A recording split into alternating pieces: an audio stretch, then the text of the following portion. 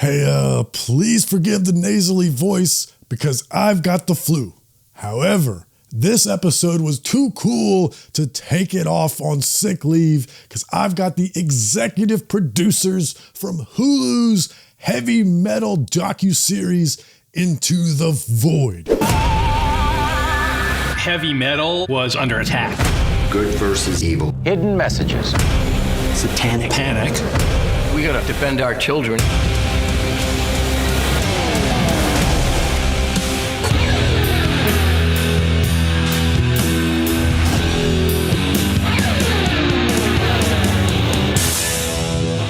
And I asked them, how did they get an extreme metal documentary about murder? Kurt had killed her with a hatchet.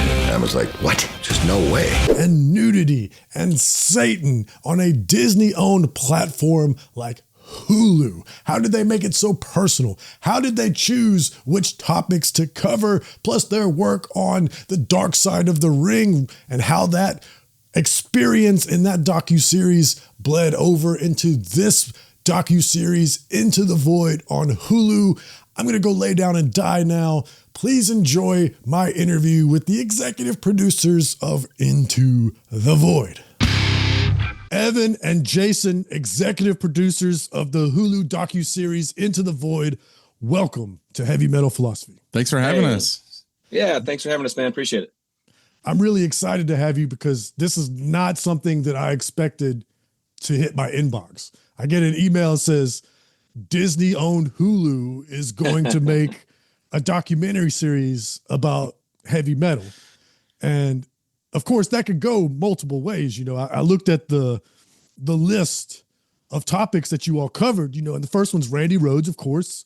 You got to cover Randy Rhoads. I see Dimebag Darrell in there. Of course, you got to cover Dimebag Darrell, Judas Priest. These are, you know, pillars of heavy metal. But I noticed that also you guys were covering N.M.E and Wendy O Williams and the Plasmatics. And I was like, oh, okay. So they're not just doing the standard heavy metal stories. They're digging deep. And then I watched it and I was like, oh wow, there's like swearing and nudity and murder. And I was like, wow, okay. So was it difficult to get this project going? No, I mean, this project came together. It was a major passion project. Just to take 2 steps back. I mean, Jason and I grew up as huge heavy metal fans, you know, our whole lives.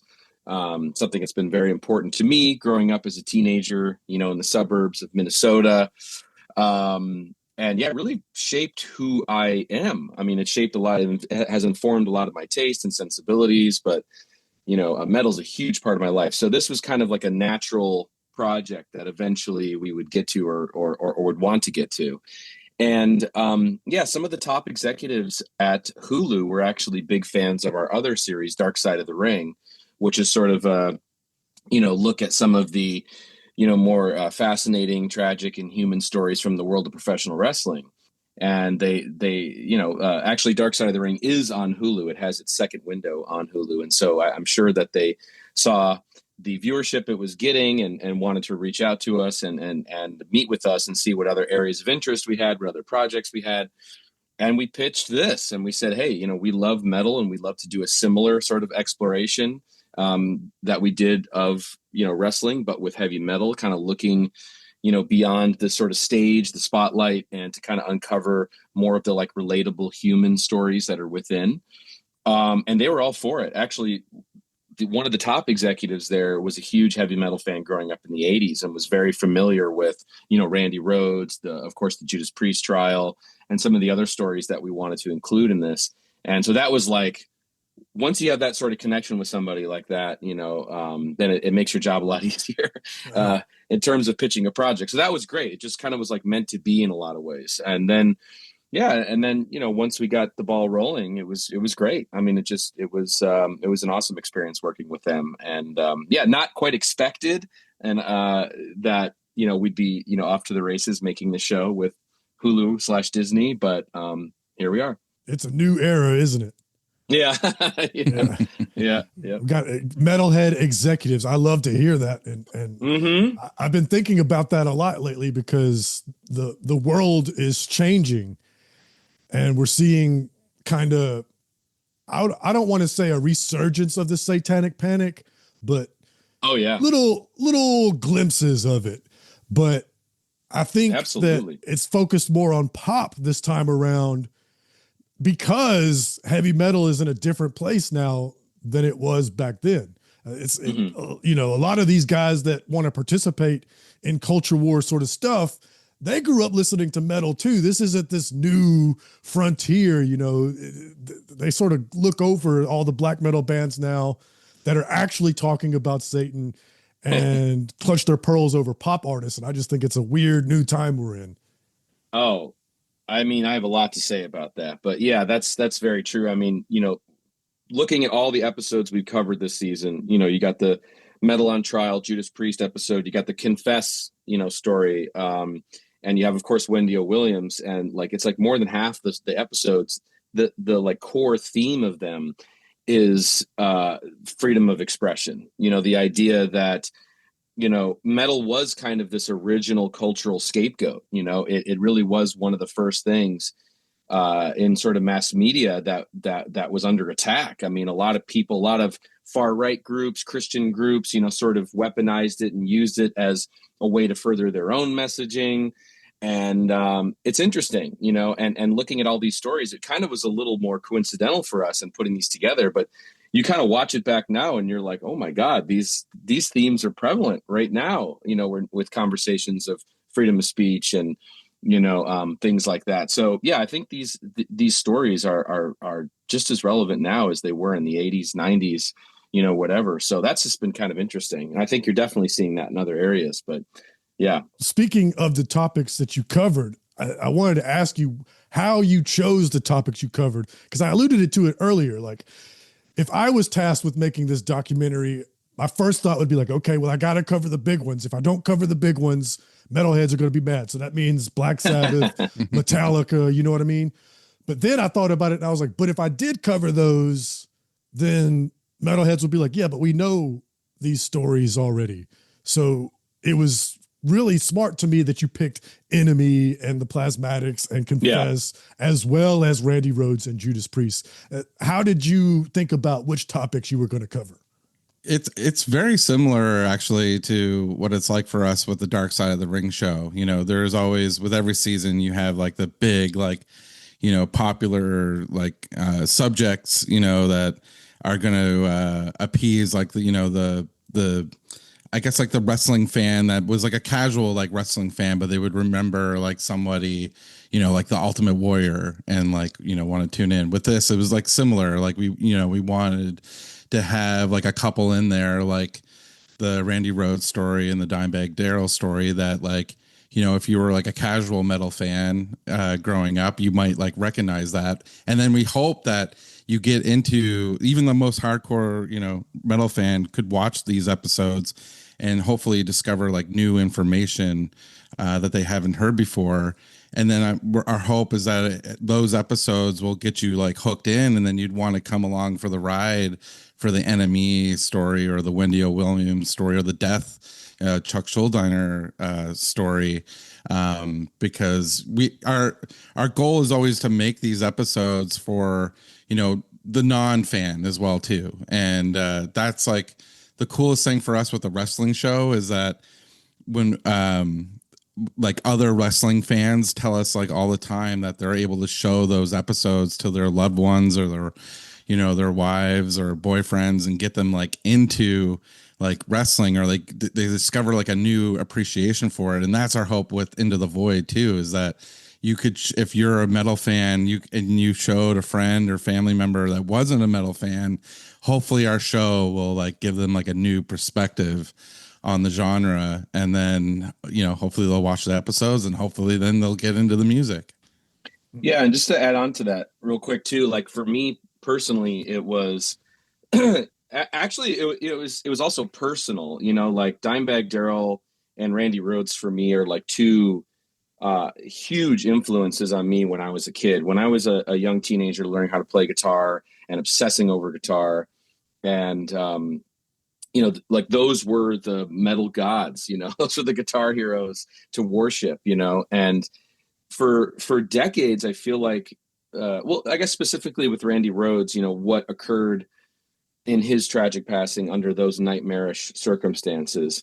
You sort of grow up and you sort of read or you hear in other forms of media, what had happened, and it kind of lives on in this very abstract sort of I don't know, heavy metal lore, heavy metal legend, and I think one of the things that we do with Dark Side of the Ring and what we wanted to do with this show is kind of bring those types of larger than life stories like down to the ground, and to where you're kind of stripping away the conspiracy or the lore or that type of thing, and trying to get people, even the most hardened metal fan who may feel that they've heard the story a million times, but can actually see it through the lens of maybe the people that actually experienced it, and to have like a new, deeper, like 2 feet on the ground sort of understanding of what happened. Because sometimes it can kind of live on as this very sensational sort of thing otherwise. So that was kind of one of the other reasons. And same with Dime as well too.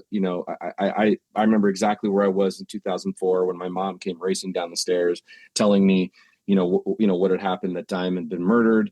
My mom always knew how much, Dime meant to me as a kid. And so I never forget where I was. So for me too, this was a pretty surreal experience in order to be able to, just for my own, even personal sort of investigation, and not closure, but like in terms of, wanting to know what happened, because this tragedy even affected me as a fan so much.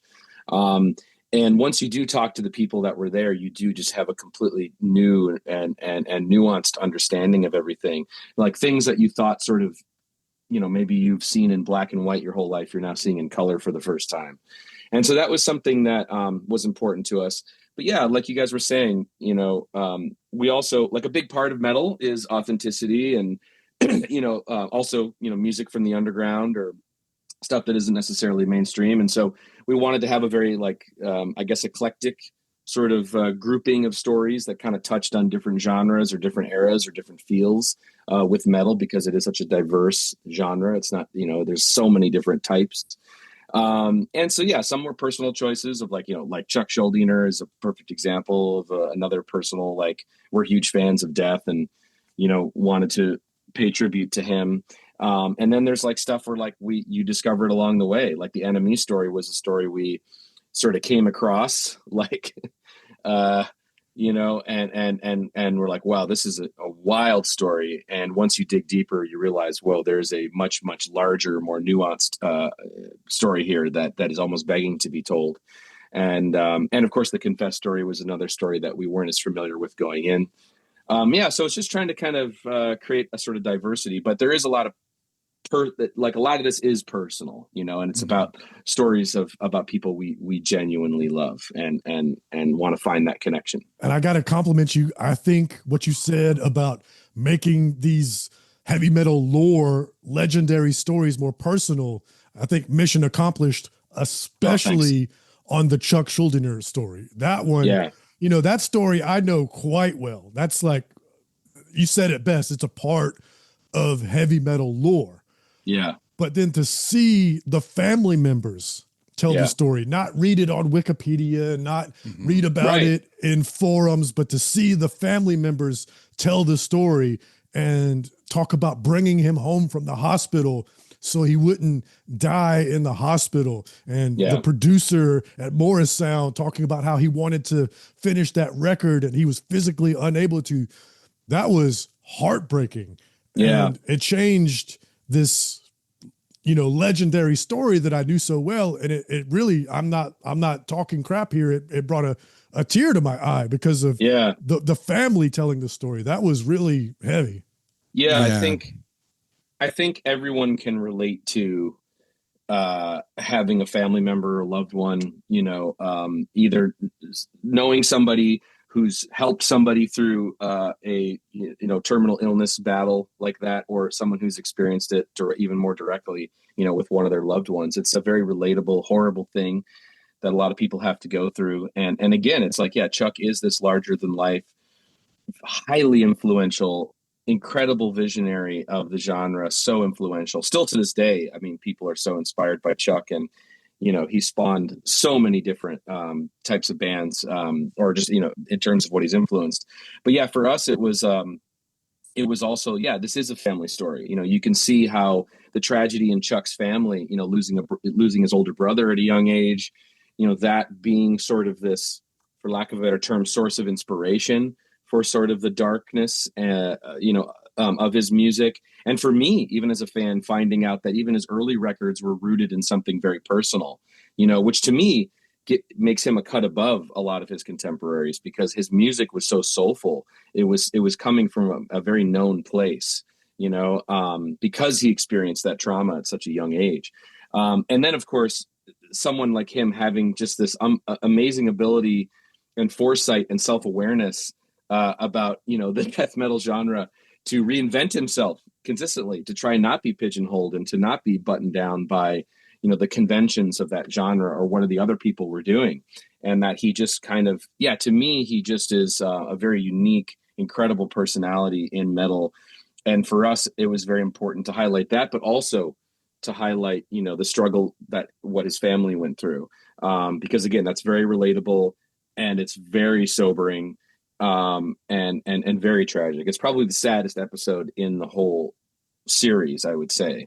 But yeah, for us, yeah, that's a very good example in terms of just like, you know, we wanted people to understand like what he and his family, you know, went through. And for Chuck, for someone who is such a, he had such a control over his music and was a perfectionist, and you know that was the most important thing to him, and for him to be able to have something happen to him, to be inflicted with something that was beyond his control, is like the ultimate punishment for someone like that, like a tragic punishment for someone like that. And so we wanted to highlight that as well too, how he was going to stop at nothing. He was going to put music first, music above health, you know, and that's what he did as a race sort of against time to finish that last Control Denied record. So yeah, just wild story. Yeah, and I agree with you. It's the saddest story, because the other story I wanted to ask you about is the N.M.E story. Now, this is a crazy story and it's also very sad, but because the guy killed his own mother, you know, Chuck was like a nice guy. He loved Christmas. He wasn't the the archetype of, you know, a death metal, black metal sort of character. He was a family guy, you know, and they brought him home for Christmas so he could die at home instead of the hospital. It's really sad. Whereas the N.M.E story, you know, this is a story about redemption. He kills his own mother and he goes to prison, and then his bandmates still reform the band with him when he gets out of prison, which I got to say I would not do. Like the whole time I'm watching this episode, I'm like, what are they doing? And then he gets a wife and a kid and gets the blessing from the wife's parents. And I was like, these are different kind of people than me, you know, but they kept saying what a great guy he was, you know? And so then it also becomes a very tragic and sad story. I'm a little less capable of the empathy that I had for Chuck that I did with him. Although I really admire that he had the self-awareness to stop things before they got bad again. Yeah, I think you know, we had some reservations at first, you know, and you just look, there wasn't that much information out there about the story, but when you hear, you know, those kind of headlines about a guitarist killing his mother, it almost sounds, you know, it's very grim. And we were, you know, worried about if that would just be like too sensational. But the more, you know, we dug into it and spoke with the bandmates and his family, there was like this really interesting story of like how, you know, someone could do something like that, and how tragic that is, and for the family and friends to, you know, rally around them and, you know, realize this was like a really bad mental health, psychotic, you know, a schizophrenic moment, that you know, that someone needed help, and that you know, there was another side to this person. And I think, yeah, like that's something we were really like fascinated in. And I think that's what's really interesting about the episode, like you said, is that when he did come out of jail, he, you know, the band reformed.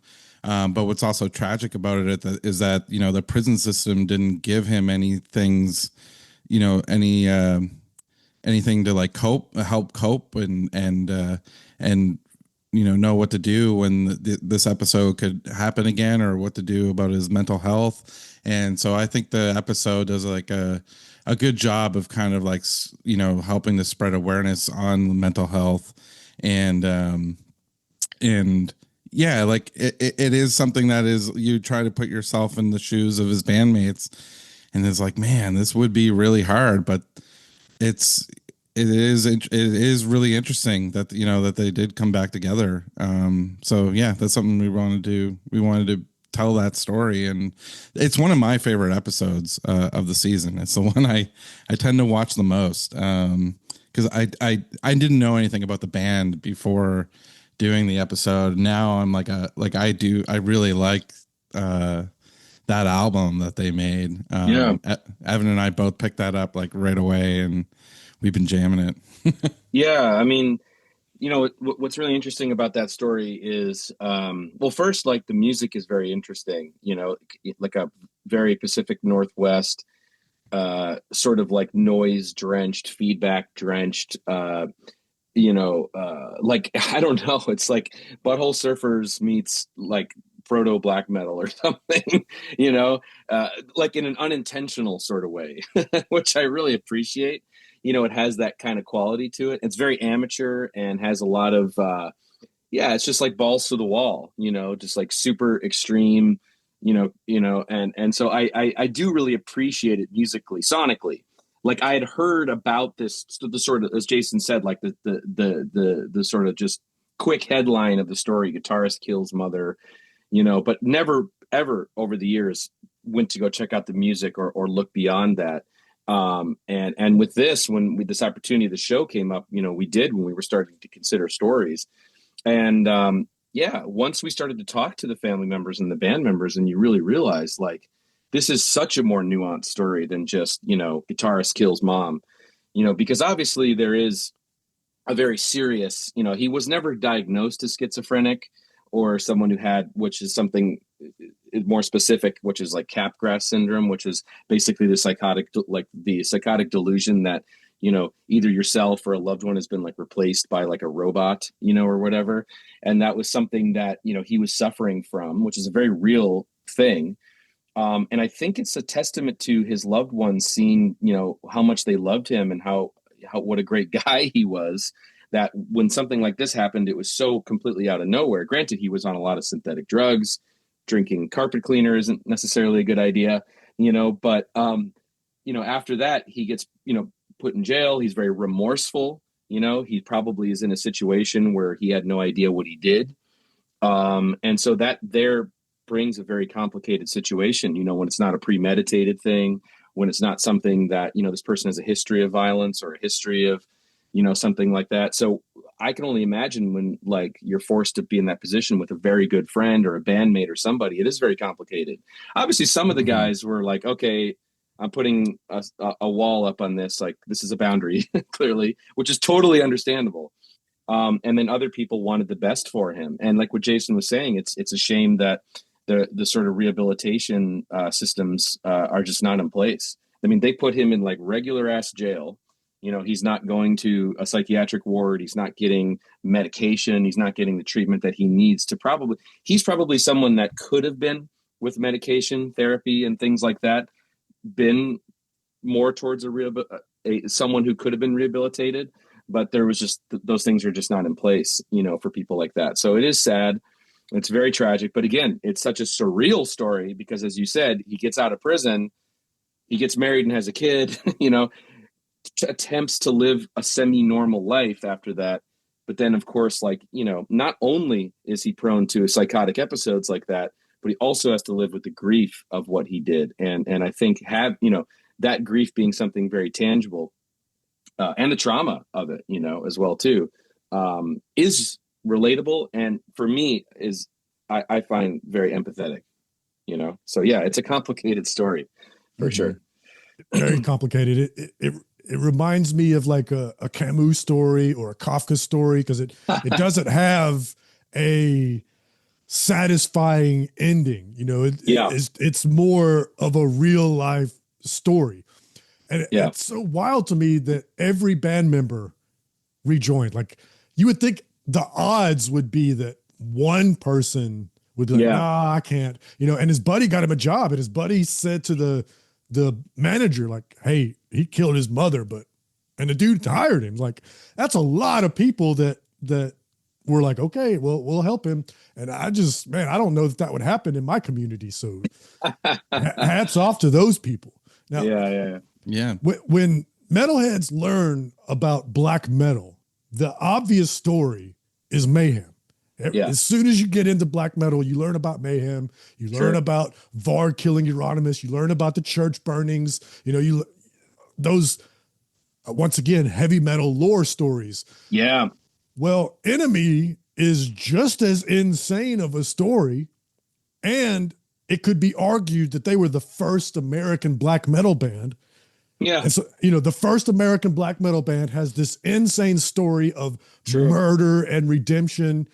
Why do you think that N.M.E doesn't get the sort of importance when it comes to educating yourself as a new metalhead as Mayhem does? Well, I think the Mayhem and the Burzum story, I mean, that whole thing was, that was making headlines, throughout Europe.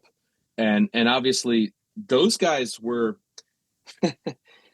I think they were very talented at exploiting what was going on over in Scandinavia, and literally turning it into publicity for the movement and what was going on. Now, I know I have friends who are from Sweden, Norway, very entrenched in the metal scene, dating back to the 90s, and this is still a very raw and intense and often misunderstood sort of series of crimes, that I think do deserve a lot more nuance, because usually most of the, times that story, the sorts of Lords of Chaos, if you will, for lack of a better term, story has been told, it is still very sensational and sort of playing into, I think, how some of the others in that community, not everybody, but some would like to see it portrayed.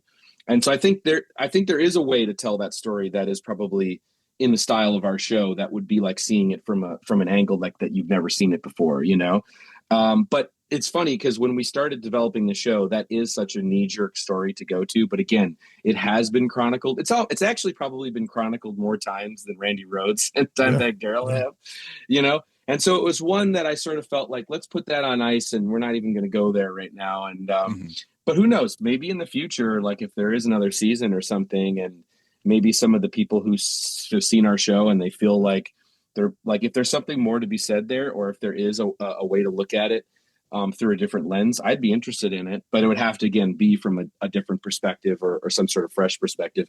But to answer your question, I think with N.M.E, this was just so much more in the underground, this album. I mean, I think that it just didn't get that chance to live on in sort of infamy. And the fact, I think that,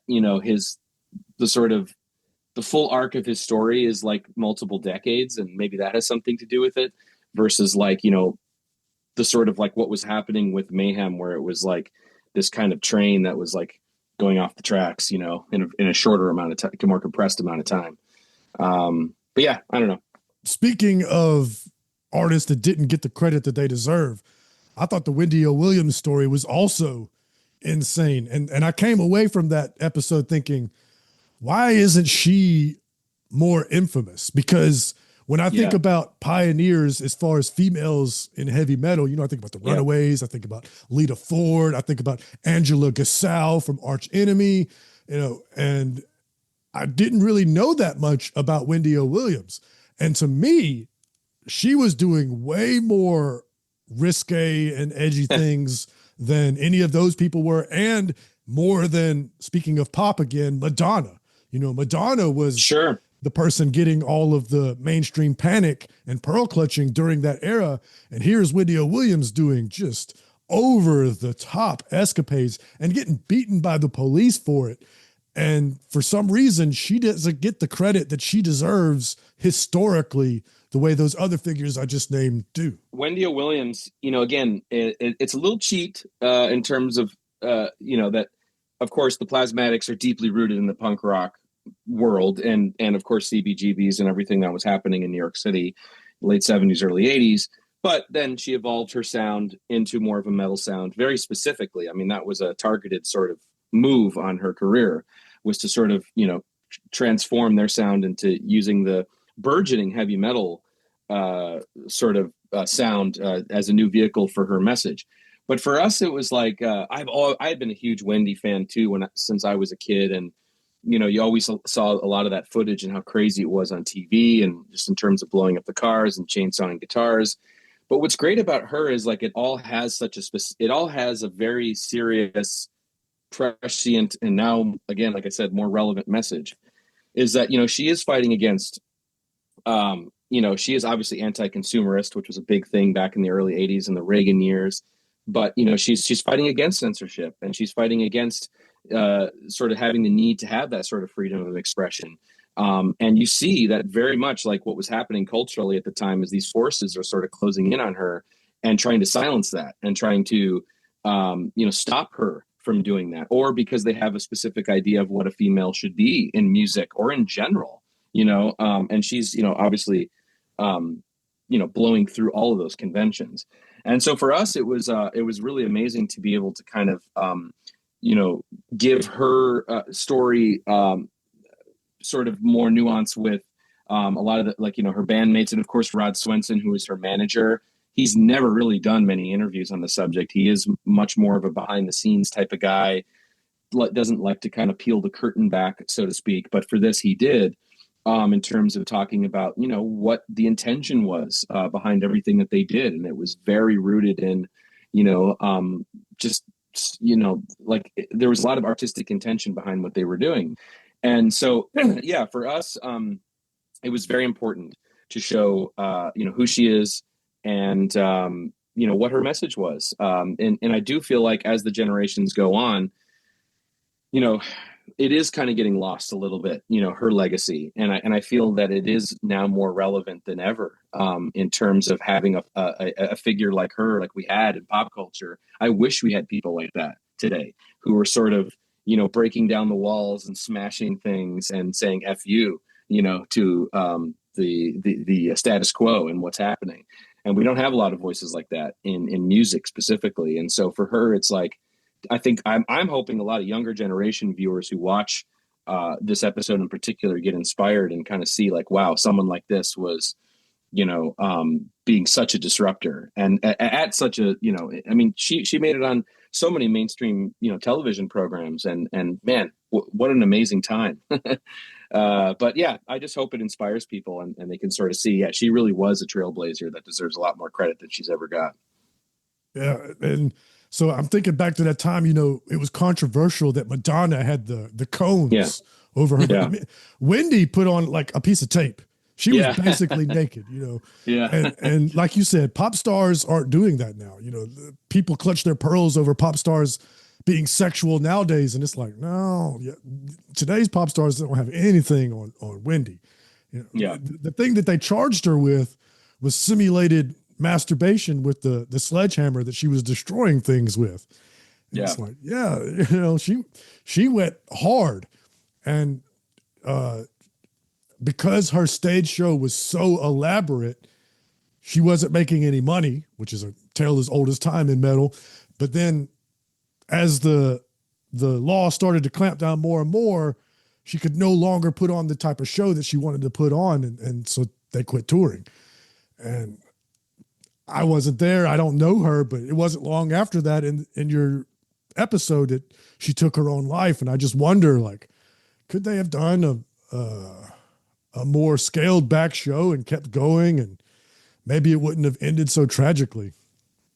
Well, I think like for her, it was, times were changing, as things were going on into the 90s. Obviously, culturally, music was changing, genres were changing. And I sort of feel like, I mean, she was moldable and adaptable. And, I think one of the things that makes her so unique is, she isn't just kind of making noise or destruction for destruction's sake, right? Like all of that is underscored by a very specific message of anti-conformity, and anti-authoritarian, all that stuff. Like she was she was way ahead of the curve in terms of like environmental issues and, being anti-corporation, like all that stuff. Like she was such a like prophetic voice in punk and metal for that. And I think, she adapted through the times. She went in a little bit more of a mainstream direction when Gene Simmons came into the picture to sort of produce them.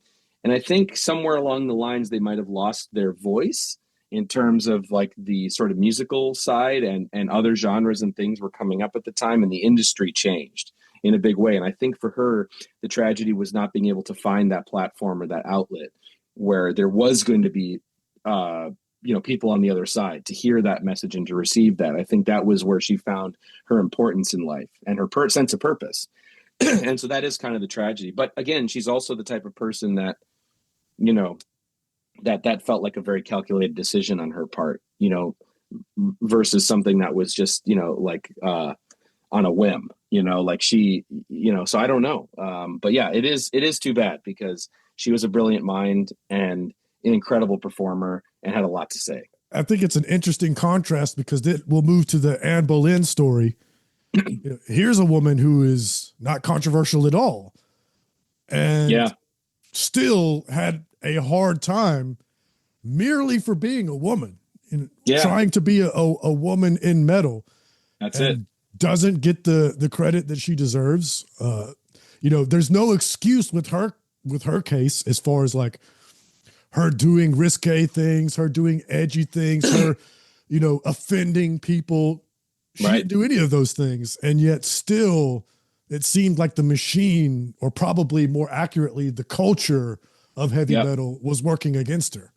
Yeah. She wasn't provocative in any way. She wasn't, trying to, she wasn't trying to cross any boundaries. She was just literally trying to be a rock singer.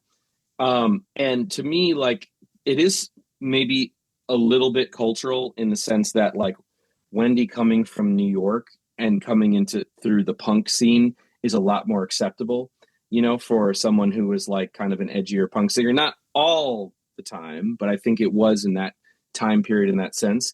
But I think trying to break into Sunset Strip, sort of metal in LA at the time it was such a male dominated, system. And of course the industry with the record labels and everything, she had all these things that were stacked against her.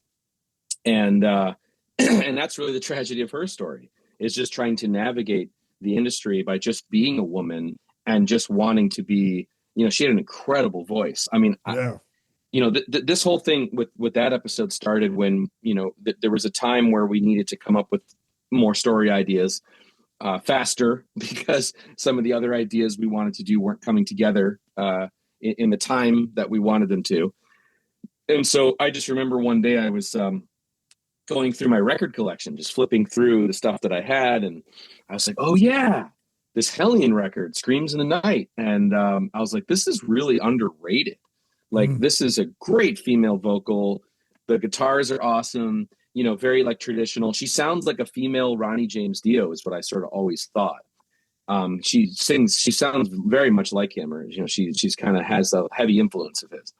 And so I was like, they never made it. And it was kind of this weird thing where like, I'm surprised that they never, I don't know, like you just would have thought something like that would have been so marketable, at that time. Right. So I was like, there's got to be a story here because they never made it, and none of my, only a very few of my metal friends know who Hellion is, So I was like, there's got to be a story here. So I remember when we started doing the reach out and was like, oh man, there definitely is a story here. Like, it's just in terms of all of these like evil male forces that like from around every corner, are trying to prevent her, whether they were stalkers, they were agents, managers, they were, people that worked at venues or her own bandmates, turning against her. It just seemed like, wow, this is a story of, really trying to show what it was like to be a female navigating this industry. And again, like you were mentioning, like there's a lot not, it's obviously still very heavily male dominated to this day, but there are a lot more, females and female fronted metal bands than there ever were. And I think this would be an awesome opportunity. If they don't already know who Anne Boleyn is, it'd be great for them to see in terms of someone I feel is along with Wendy, another female trailblazer in metal. Yep. it drove me crazy watching the episode because she got attacked in venues multiple times. And I know. each time I'm like, where is her bandmates at? Why is she walking into this venue by herself? I used to be in a band with a female singer, and Oh, you know, never would I just be like not around for something like that. yeah. That to me is unfathomable. Yeah. Yeah, I know. It's wild, like how she gets kind of attacked and thrown out of the venue when she's moments before going on stage and has to go through the front door in order to get to the stage. It's just crazy. It's crazy. Yeah. Yeah, it's very unfortunate. But again, her story is one of sort of redemption in the idea, or even revenge, if you want to say that, in a sense where, you know, she leaves the metal world behind and she finds even a greater purpose, you know, in becoming a lawyer and defending people, you know, who are going through similar things in the workplace. You know, I think that's very empowering. And I think her story is, you know, one of the, it highlights one of the episodes in our season that isn't necessarily a tragic story at the end of the day. It is one of resilience and one of, you know, of empowerment. And I feel the same way about Wendy's episode. Even though it ends in tragedy, it's still a majorly empowering episode. Yeah. I think the Anne Boleyn story is definitely the happy one of the thing because, she, like you said, she became a lawyer, which just the self-awareness, the perseverance, like going through law school is not easy, you know? No. And she did it. And then she gets to reform Hellion at the end. So yeah, maybe it didn't go the way it should have, but that's still kind of cool. We get to see her singing at the end again too. So that was nice. Totally. Yeah. And she finds just I mean, even though like music and metal is cool and stuff, but she finds, I feel like, what is maybe more deeper purpose for her, you know, and that's informed by all the things that she's gone through. That's informed by all the all the trials and tribulations and trauma she suffered, and now she's be able to harness that into a real tangible way. Like we need people like her, you know, to stand up for those who can't, you know, and so that's really amazing. So I want to close with one thing here. Each one of these stories is very different and occurs in different time periods. So as a whole, to me, the docuseries has basically two themes that tie it together and make it a cohesive work. The first one being what you've already covered, how they're more personal, you know, like the Randy Rhoads story, you got his sister to tell her side of the story.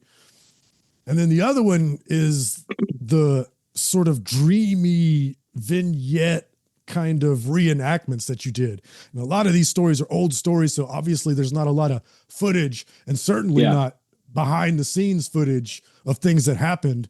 So you have like this really abstract, barely tangible sort of silhouettes kind of doing the action of what you're saying with the voiceover over it. Was that like a conscious choice artistically to have that sort of, I don't know, like it's escaping me, but like kind of like a color scheme that unifies the whole series? Yeah, I think, you know, it's something that we developed on Dark Side of the Ring, our wrestling show. And that was birthed out of, you know, one having, you know, a limiting budget where, you know, you don't have the ability to build, you know, sets and casting, you know, because some of these people are such larger than life. It's much better to be a little bit out of focus and backlit and just, you know, kind of betray them like a little bit. Yeah, I think, you know, with the world in the world of metal, it is like so colorful and dark. So it lended itself so well to that style of reenactment. And our hope is that, you know, when you're watching the show, is that with the archive and the interviews and then going into those recreations, that it all just kind of blends in and that you kind of feel like you're watching one cohesive, you know, visual experience. And then with the music, is our composer Andrew Gordon McPherson did such an incredible job. And with this, I think the challenge for him was like creating, like, we have the metal music, like, and, you know, we did a lot of work to try and get the music rights to like highlight that stuff. And so we tried to steer away with the music to not be like we didn't want our music to overpower the artist's music. So Andrew did a great job of kind of giving space for that and kind of teeing up those songs for when they like drop. And with the reenactments too, there are a bunch of shots in there that we made to look like archival too, where we shot on Super 8 film, we shot on video, like old, video cameras. And there would be times when we would have these shots in the edit where even our own team would get confused as to whether or not something was an actual piece of archival or something that we shot. So that was really cool. That was kind of a first thing that we did. It was the first time we kind of like did that. And I think our director, Andy Appel, did a killer job creating those reenactments. Yeah, I want to give a shout out to him. Yeah, Andy Appel directed all of those sort of reenactment scenes that you're seeing in the in the show, and they're awesome. I mean, for us, it's like when we were sort of using that in Dark Side of the Ring too. It was this sort of idea of like, you need, like we want these episodes to feel very cinematic, and we want them to feel very elevated, like you're watching something, that's very dramatic and very evocative of the time. And those scenes kind of help that. And we've always found the more unreal that you approach them in some ways, the more forgiving it is for an audience. Yes. Because the minute you see like bad wigs and bad costume design and you can see the budget and everything, you're going to be taken right out of it. We've all seen shows like that. And so we really wanted to try and give you that sort of less is more approach where things aren't as so brightly lit and you're sort of seeing them and they kind of maybe are like evocative of like a faded dream or memory or something. And you're kind of allowing the audience to be a little bit more participatory with it as well too. Like maybe subconsciously you're sort of filling in those blanks and your mind is sort of filling in, oh, like that is Randy Rhoads because I can identify him versus like, that don't look like Randy Rhoads. We don't want people to ever, and we're very harsh when we're editing these things together. Like if we see one frame where you can tell very clearly that's not that person, it's out, so we try to use it in the most tasteful way possible without trying not to be corny, but they are very necessary in terms of just making the show feel more, dynamic, more cinematic. But yeah, Andy did such an incredible job. I was actually just rewatching on Hulu. I hadn't seen it for like a few months, was the Metal on Trial episode, the Judas Priest one. And there's so much great stuff he filmed in that using old analog tube television cameras where you would assume that is real news footage of like fans protesting outside the courtroom or, stuff even that was, that you might feel was shot around Reno, Nevada, and he did it all himself. And it's just incredible. There's so many really cool, like where he nailed the tone, nailed the vibe, nailed the aesthetic so well. And, that's very important to us, if you don't nail the aesthetic or the vibe, with metal, everyone's going to notice, so, that was something that was very important to us is trying to be as faithful to those various different textures and aesthetics, that was very important because we were our own harshest judges when it comes to things like that. Yeah. And with our shows too, like we really want to live like in the scenes, like in like, when Randy like auditions for like Ozzy, like we want to live in that scene, and there's no archive of that. And so it's cool to be able to like live in those moments. I think that's what sets our show apart from a lot of other like music docs is that, we love to like live in scenes and stories, that our subjects are telling. Yeah, I think y'all did a great job because there's this impossible needle that you have to thread when it comes to metal. So metal is one of the campiest, cheesiest things that there is. This is the genre that birthed Manowar, and hey, I love Manowar. Every metalhead loves Manowar, but that's the point. Like, there's an amount of cheese that we're like, hey, yeah, I'm into this, like big muscles and swords and right. Yeah. But like you said, if you've done a reenactment and it looks like somebody in a wig trying to pretend to be Randy Rhoads, we don't accept that at all. No. No. You can't be cheesy like that. And so it's an impossible needle of when to know to lean into the cheese and when to avoid it at all costs. Yeah. I almost feel like you have to be a metalhead to understand, because I cannot put it into words what you can and cannot do. It's all gut. It's all feel. And, but again, it's like, I feel like we sort of like stretched these muscles a little bit when we were doing Dark Side of the Ring, because professional wrestling is similar.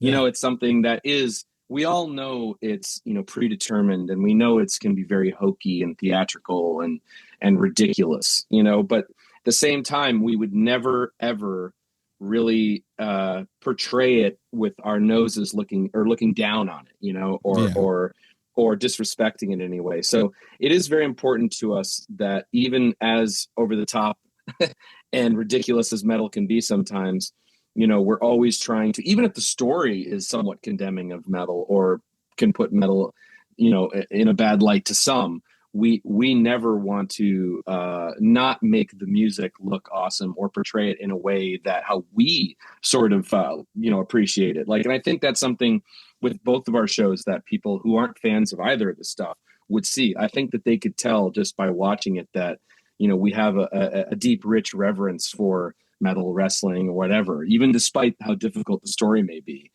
And that's just very important to us. But yeah, I think in terms of authenticity, it is a gut feel. And I think fans are the same way.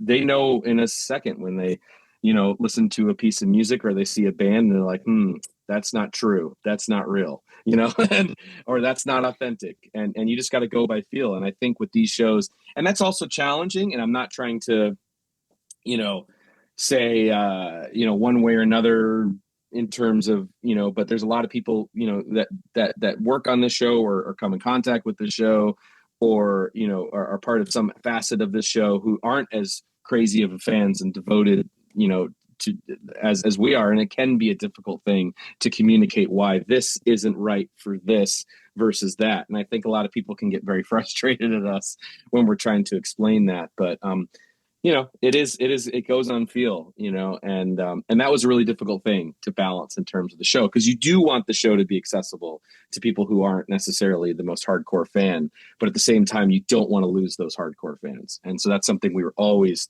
conscious of every second of the day with these shows.